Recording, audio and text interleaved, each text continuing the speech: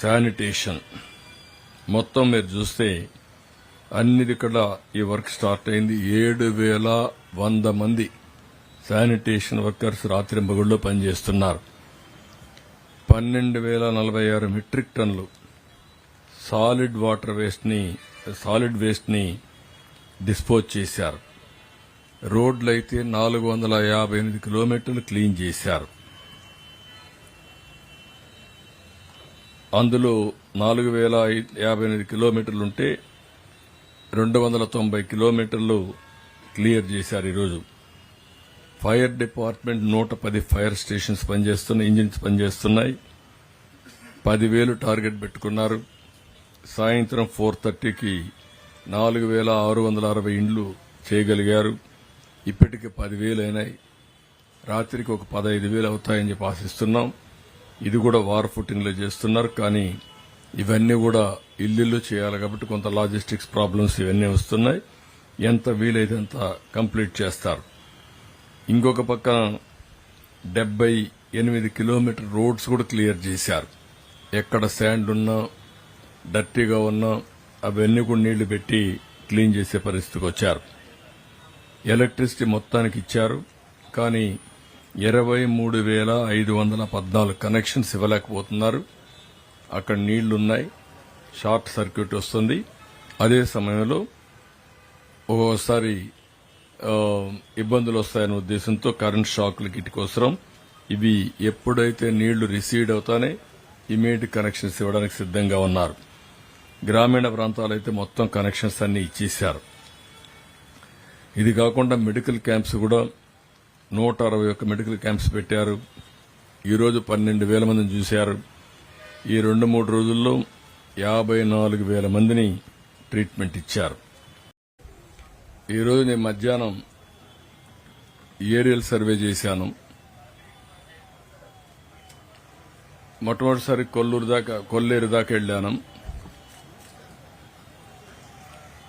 ఆ తర్వాత బుడమేరుకు వచ్చాను.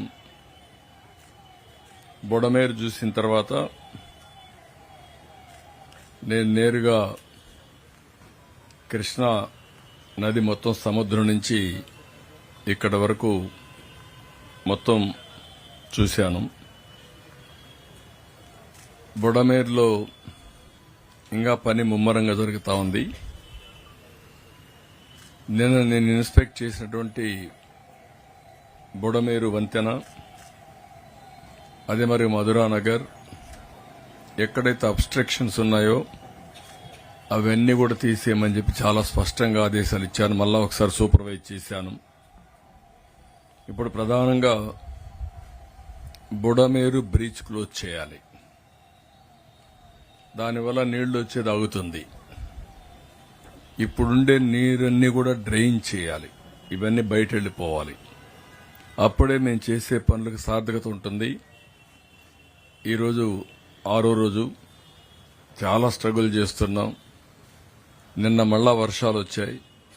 వర్షాలు వచ్చిన తర్వాత 3 బ్రీచ్ల్లో 2 బ్రీచ్ని క్లోజ్ చేశాం. ఒకటి ఉంది. ఆ ఒకటి వల్ల 40-50% నీళ్లు వచ్చే పరిస్థితి వస్తా ఉంది. నిన్న 9,000 క్యూసెక్స్ ఆఫ్ వాటర్ వచ్చింది. ఆ వాటర్ వల్ల కొద్దిగా కొన్ని ప్రాంతాల్లో లెవెల్స్ పెరిగి మళ్లా ఇబ్బంది కలిగించే పరిస్థితి వచ్చింది. ఇప్పుడు తగ్గింది. దగ్గర 3,000-3,500 వస్తా ఉంది.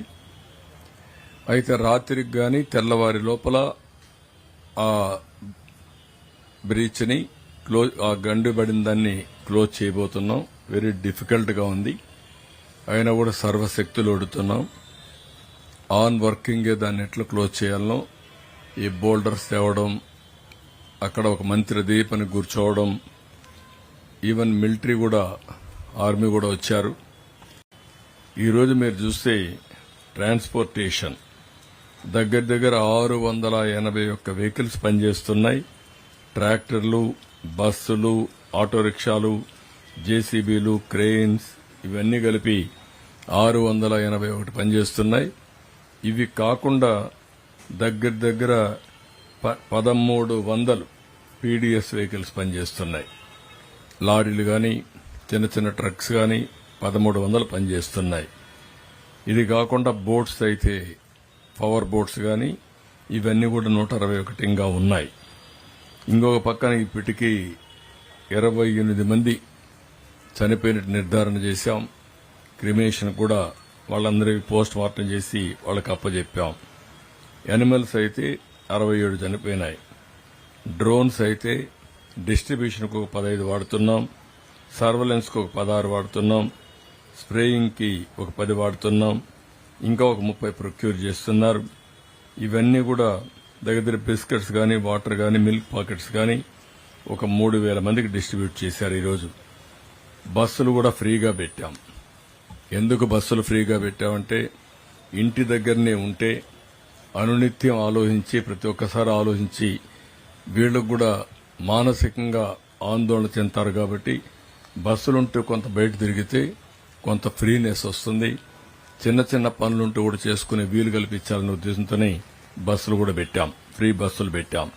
ఇంకొక పక్కన ప్రతి ఒక్క కుటుంబానికి ఈ రోజటి నుంచి 3 రోజుల్లో మాక్సిమం ఈ రోజు ఒక రోజు అయింది, రేపు ఇంకొక 2 రోజుల్లో 100% మనం ఇవ్వాల్సినవన్నీ కూడా ఇవ్వడానికి ప్రయత్నం చేస్తున్నాం. అంటే ప్రతి ఒక్క కుటుంబానికి 25 కేజీల బియ్యం, 1 కేజీ కందిపప్పు, 1 కేజీ చక్కెర, 1 లీటర్ పామాయిల్, 2 కేజీలు బంగాళాదుంపలు, 2 కేజీలు ఉల్లిపాయలు, ఈ 6 ఐటమ్స్ తో ఒక ప్యాకేజ్ ఇస్తున్నాం. నేను మళ్లీ చెప్తున్నా, ఇవన్నీ కూడా ఈ ప్రభుత్వం మీకు ఇచ్చే ఒక ప్యాకేజ్. ఇక్కడ చిన్న పెద్ద వ్యత్యాసం నేను చూడడం లేదు. పేదవాడ ధనికుడని కూడా చూడడం లేదు. ఈ రోజు ఈ తుఫాను, ఈ యొక్క వరదలైతే అందరినీ సమానంగానే చూశాయి. కింది ఫ్లోర్ లో ఉంటే అందరూ కూడా బట్టలతో సహా పోగొట్టుకున్నారు. ఫస్ట్ ఫ్లోర్ లో ఉంటే 3 రోజులు పని లేకుండా 5-6 రోజులు ఇంట్లో ఉండే పరిస్థితికి వచ్చారు. అందుకే ఈ ప్యాకేజీని అందరికీ వర్తింపజేస్తున్నాం. ఈ ప్యాకేజీ మీకు వచ్చే వరకు ఫుడ్ సప్లై కూడా కొనసాగిస్తాం. ఈ రోజు నేను అడగబోతున్నాను ప్రతి ఒక్కరిని, మీకు ఫుడ్ అవసరమా లేదని. మీరిచ్చే దాన్ని బట్టి 80% మేము అక్కడ సప్లై చేస్తాం. అప్పుడు మీకు ఫుడ్ రాలేదనే బాధ ఉండదు. ఆ విధంగా ఫుడ్ కూడా పంపిస్తాం.